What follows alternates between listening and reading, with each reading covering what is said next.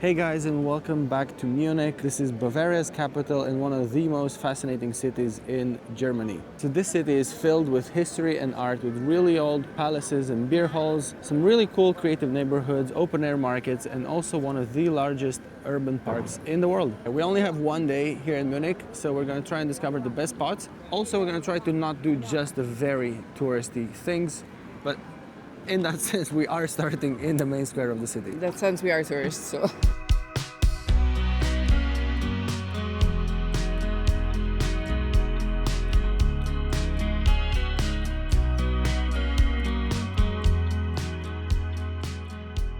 We are now in Marienplatz. This has been the main square of Munich since the 12th century, and it's the perfect place to start exploring Munich. Interestingly enough, after the Second World War, a very large part of Marienplatz was absolutely completely destroyed. So about 90% of the old town in Munich was completely leveled, and overall about 50% of the city of Munich. So even though these buildings here in the main square look very old and very beautiful, truth is they have been restored to what they used to look like based on paintings and old photographs that used to be at the time. But yeah, even the Rathaus, the city hall here in Munich, it's considered now the new city hall because it has been completely restored. It looks very old though. It does, right? At 11 and 12 every single day they have this Glockenspiel. It's like a puppet show? Well, yeah, Statue I guess, in show? a way. It's like a mini statue show. So there's this reenactment of scenes from Bavaria's history going on with, I think it's about 40 to 50 or something like that, marionettes or whatever you call them, tiny statues. Similar to Prague. Yeah, similar to Prague, but I think it's longer. I think it's about 5 minutes long as opposed to just a minute. Okay. And So it's a bit more complex actually. So it's just twice per day? Twice per day, yeah. So we are now here at 11 a.m. We're starting our day. A bit late, but the weather has been fairly awful today, so actually I don't mind.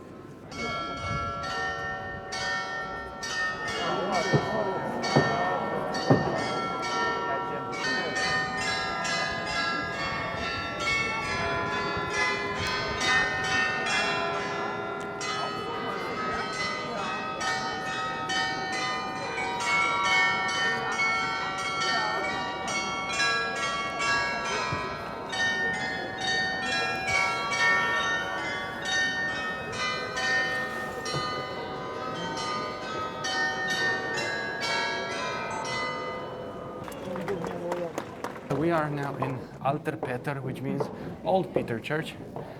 We're not actually in the church, but we're climbing the tower. And this place apparently offers some of the best views over central Munich, so I'm actually quite excited for that. As time goes by, I'm a raindrop on the blue coast. As time goes by. They say that on a clear sky day, you can see even the Alps from up here. Which we can't. Which we can. It's so cloudy and so foggy that you can't even see the edges of the town, unfortunately. But I feel like this is a good place if you want to see the Glockenspiel. Glockenspiel, because I saw a lot of people going down after the show was done. Yeah. So if you want to have unobstructed views of the Glockenspiel, Correct. you can climb this tower. So it's €5 to come up here. It was a bit of a steep climb. It's 300 steps as we said, so it's not easy, but I think for me the most annoying part was that it's a very narrow staircase and there was a lot of people obviously coming down as well, and there's no room to wiggle almost at all. But it's manageable. yes, it's manageable. Just Listen, take your time. if we can do it, you can do it. You can actually do a complete 360 all around the tower. Let's see the other parts as well.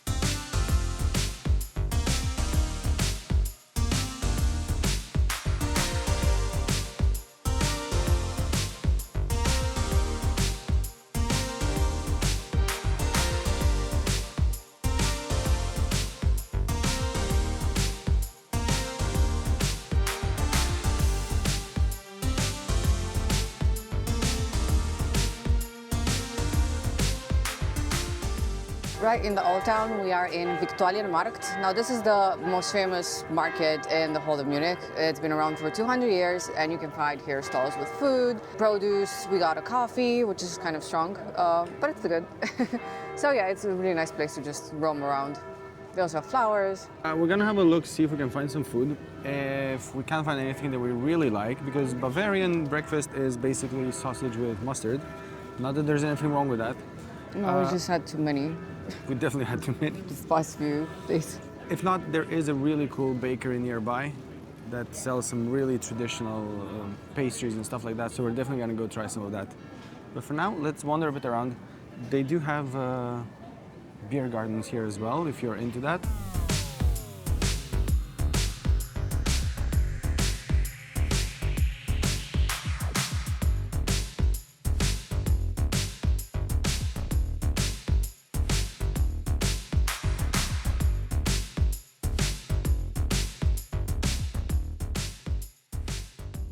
Okay, we got the coffee, but now we got the real breakfast. It's past lunchtime, it's past 12, so we're allowed to do this. Okay, we got the traditional Bavarian breakfast, which is ein Brezen, a pretzel with 2 white sausages and sweet mustard. Traditional. Apparently having this Bavarian breakfast with beer is perfectly legit. That's what they say. Really cool spot here. They have loads of bio food. Everything they serve here is bio, including the wine, including the meat, everything. It is, I would say, probably about 30 to 50% more expensive than anywhere else around here. And at least we get to sit down. At least we get to sit down, yeah. It's a really nice setting. And there were loads of locals buying food from here, so that's a good sign. Yeah, that was cute. What's the name? Münchner Schmankerl. Rolls off the tongue, doesn't it? It does. It's a romantic pronunciation, isn't it? Look at this. Oh, there's a blister. There's a blister of water. This is your 50th bagel since arriving. I do love the German pretzels. Pretzel, yeah. The Brezen. What I'm not a fan of so far, because I've had the mustard before, is this sweet mustard. I feel like normal mustard is better. The pretzel is amazing. The sausage is very good. Here's to a good breakfast. You're saving yourself for another one that rolls off the tongue. Schmalznudeln.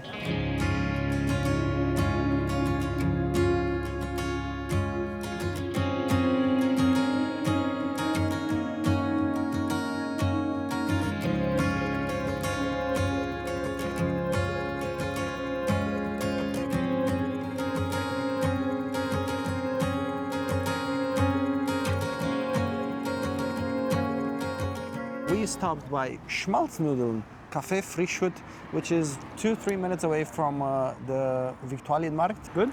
It's like a donut, but it's because it's flat. It's a bit crispier. Is this similar to a sweet langosh? No, it's like a flat donut and it's crispier, less fluffy inside. So this spot, Cafe Frischhut, legendary. Everyone in Munich knows it. They make these, the Schmalznudeln, which are traditional to Munich. They're not cheap. This was 4.5 euros. Yeah, Yeah, 4.5 euros. Also, loads of locals come here. Loads of elderly locals as well buying stuff. So it's obviously a good spot. It's not a tourist trap. It's just a touristy spot. Very popular, yeah. Also, we got one other thing. We got a Krapfen, which is essentially a donut, basically filled with jam. They only had one option, and that is the apricot jam. That is kind of like my favorite and Laura's least favorite, I guess. You can have it. I was hoping you would say strawberry. I was hoping I would say strawberry too, for your sake, but that was literally the only option they had. Right. There is so much jam in this donut. So are you team Schmalznudeln or team Krapfen? Schmalznudeln. I'm Krapfen. We are now going to the one spot that I've been most excited about for our visit here in Munich. I've seen this place on social media 100 times, and every single time it looks incredible. This normally opens at 9 a.m. every single day except for Friday right now, when it opens at 1. And now it's just past 1 p.m. So we can go in. We are going to Asamkirche, which is this church from the 1700s, built, it was a private church actually, built by the two brothers Asam, and it was quite severely destroyed during the Second World War, but rebuilt, and most of the decorations were saved and restored after the war. It took a long time to restore it, but now it looks incredible, and it gives off such a beautiful Gothic dark vibe.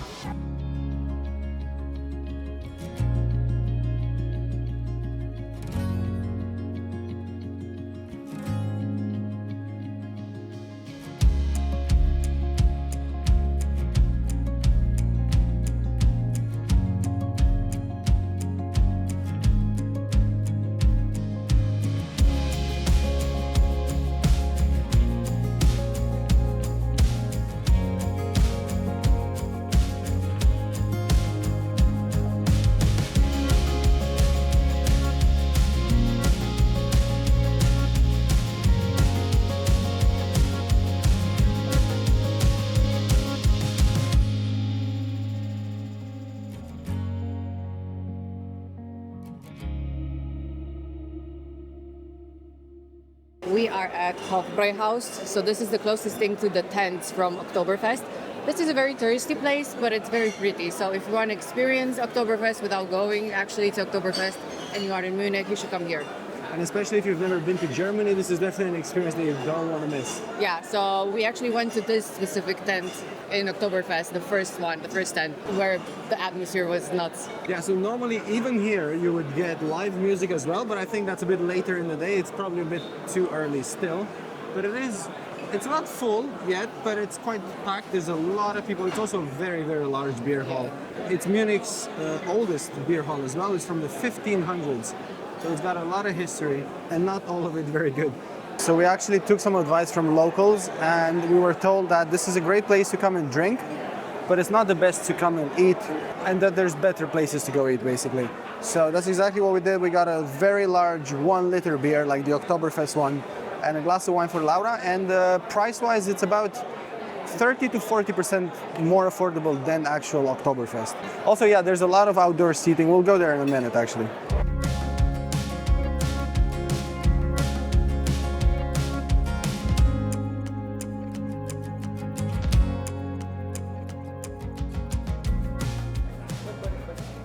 I can't believe these people here who serve these beers, they carry like 8 of these in one hand. But anyway, so as I was saying, Hofbräuhaus has a huge history behind it. It started off as a royal brewery, a beer hall for the royals. But then, about 100 years ago, at the start of the 1920s, inside here is where the very first meetings of the Nazi party took place. And this is actually where it was set up and announced as a party. And Hitler was here, obviously, in the beginning. But then they sort of moved their activity to a different brewery not far away. In that beer hall is where they tried to take power forcefully. They tried to do sort of an, I don't know if insurrection is the word or whatever, a putsch. It's called the beer hall putsch in German. So they tried to do that. They ended up being convicted. Hitler did some prison, just a year, I think, or something like that. Anyway, when he came out, he obviously was a huge name. He had a lot of notoriety and a lot of popularity. And when he was voted in as chancellor, he ended up doing some sort of a yearly celebration, like an anniversary of when they tried to assume power forcefully. So every year, he would come to Munich. He would have a speech in the beer hall for all his party members, friends, whatever. Anyway, all that kind of stuff. And it was every year at the same time. And there was one guy, a carpenter, who worked in that beer hall, and he knew exactly when Hitler was going to come. So he took months and months and months prior to his speech to build a bomb. And he, as he was a carpenter, he kind of placed it, I think, under the stage where he was speaking. This remained in history as the closest assassination attempt of Hitler. So he managed to successfully place the bomb under the stage, and Hitler started speaking, gave his speech. But because it was a very, very horrible weather that day in Munich, Hitler's plane was grounded, so he had to take a train to Berlin, where he was going next. So because of that, he had to finish his speech a bit earlier and left. And then 13 minutes left, the bomb went off, killed, I think, like 8 people, injured about 60.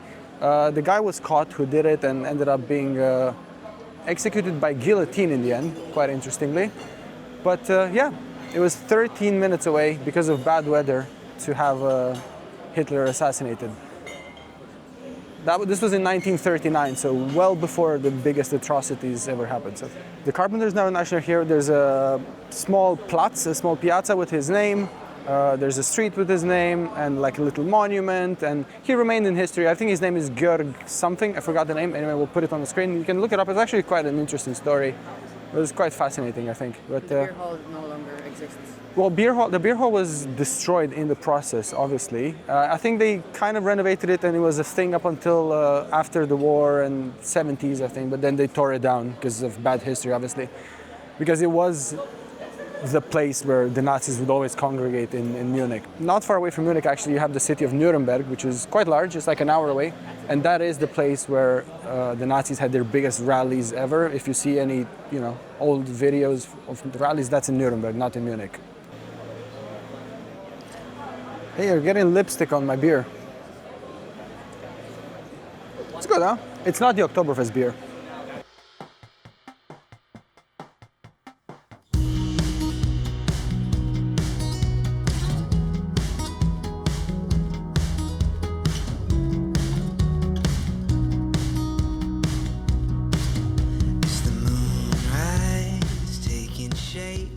You can see behind us, we are now in Residenz Munich, well, in the gardens. This is the old Bavarian king's palace, so like Ludwig II would have come here when he wasn't in Linderhof.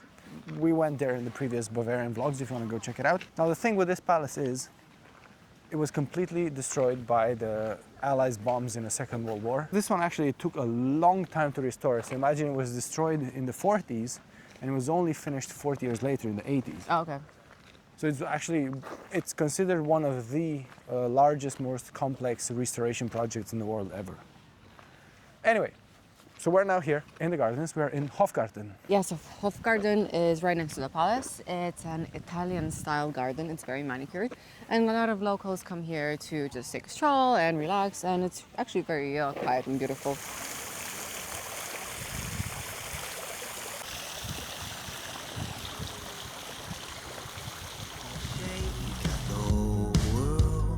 Press your face, and when you look around, all you see are stars.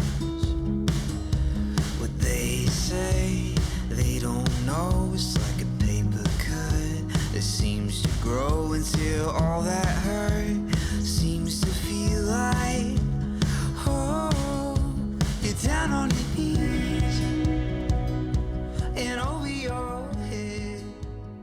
So we are now in the English Garden. This is the largest park here in Munich, in the whole of Germany actually, and one of the largest in the world, larger than the Central Park in New York, larger than Hyde Park, than every park in Europe. And we're going to explore all of it. No, we're just going to explore about 10% of it maybe. But interestingly, we are now around the first pond as you enter the park, and we saw something really cool. We saw some Mandarin ducks, and they are the most precious thing I've ever seen. I mean, the males. The males are much more colorful and very aerodynamic. Their feathering is very, how should I put it, Balenciaga. These are Mandarin ducks, and they're native to Korea, Japan, China, and apparently now they have a bit of a wild population going on here in this park in Munich. They will be native to our home in the future as well. We don't even have a pond. Oh, we shall. We're gonna get a pond for these ducks. They're so cute.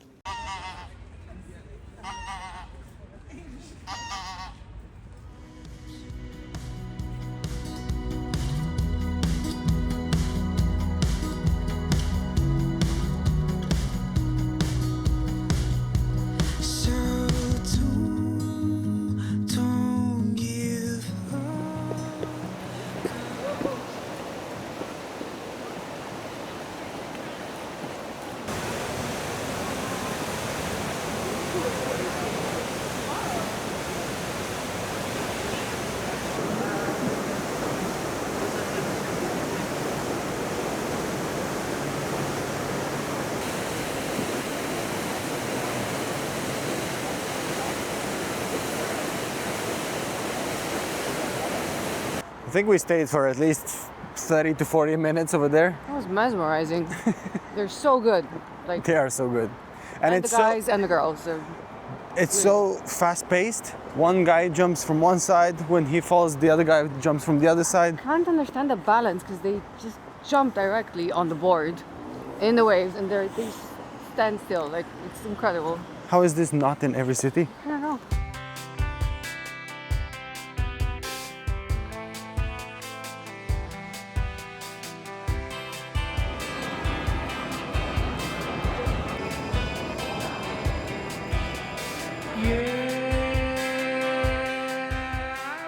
So we saved about half an hour's worth of walking with 3 stations on the metro, so that's good. Smart. Very smart. Very smart. We got the app called MVV app, and you can buy your tickets over there. You don't have to validate, you don't have to do anything. We bought a 1-day pass for both of us together, and that was 19 euro. It is quite expensive though, I will say. One ride, if you just buy a single ride, is over 4 euros, which is probably the most expensive we've seen in Europe anywhere. We came out at Goetheplatz. We're going for pizza. Hopefully. Hopefully, if we can find it. We're going to Dr. Drooly. Apparently they have some of the best pizza in Munich. And we've had so much German food, so many schnitzels and beers and sausages. Let's go quickly. That it's time for us to try and have something else. Won't stop till I'm older. Don't stop on my shoulder. No sleep. I'm the sound. I'm counting up my time. I'm march on like a soldier. I won't stop. Gotta go there. Roll that giant boulder for the rest of time.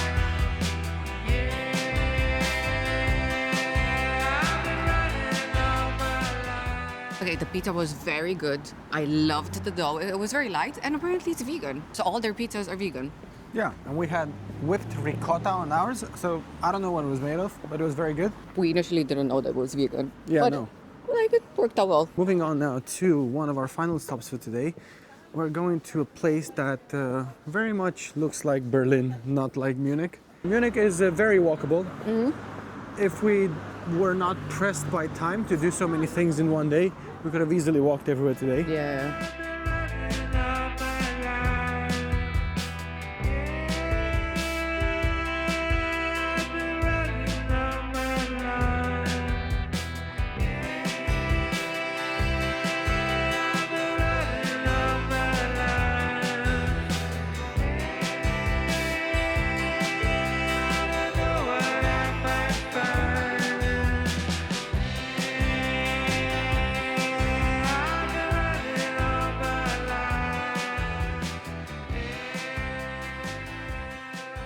Didn't think I would end up on an old ship here in Munich, but here we are. On land. I think we heard only one other table speaking English, and except for that, everyone's local, seems to be at least.